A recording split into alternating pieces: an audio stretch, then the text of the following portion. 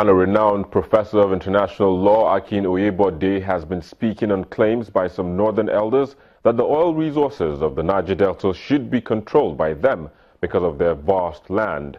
Describing the argument as mischievous and provocative, Professor Oyebode says the principle of burden and benefit provides that when a people suffer degradation and pollution as a result of oil exploration activities, they should also have the privilege of enjoying the benefits from such activities.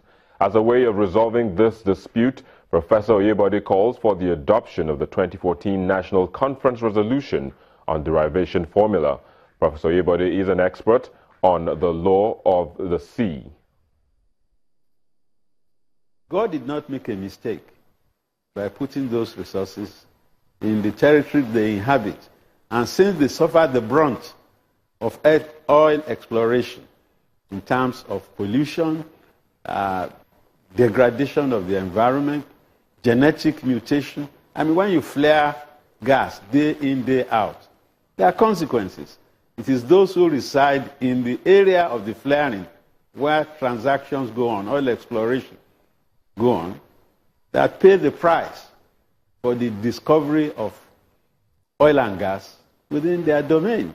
So people who are far removed from the Niger Delta, they can't experience the privations of people who have no other place of residence but this area. And so because of degradation of the environment, because of the consequences of exploration of oil on the people who reside there, the argument is premised on the basis that burden and benefit should go together. So if you live in the far north and where you don't have any oil, you can't lay claim to the deposits that are found in the areas inhabited. It's not a new argument. You know, I was a member of the CONFAD. So, and I know elements in the north circulated papers along those lines. So that's why I'm saying it's spurious, and not just spurious, it's provocative to resurrect that argument now, because it might engender a dysfunctional and counterproductive consequences for the stability of the Nigerian Federation. But then you must also put the blame at the side of the colonial regime. The colonial regime passed all manner of ordinances, mineral oil ordinances, colonial laws, which claim that all the resources, mineral resources located in the country do not belong to people residing in those areas, but to the colonial government.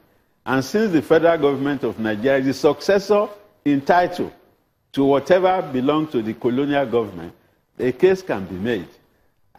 We must recognize that the Niger Delta is the source of the sustenance and the mainstay of Nigeria. Up to nearly 90% of our foreign exchange earnings come from sale of petroleum products and crude petroleum. So you can't just ignore the wishes of those people. So I think Nigeria has to face up to the reality, tell ourselves common truths that we are interdependent, and we have to accommodate the needs and interests of all Nigerians, because it's not fair.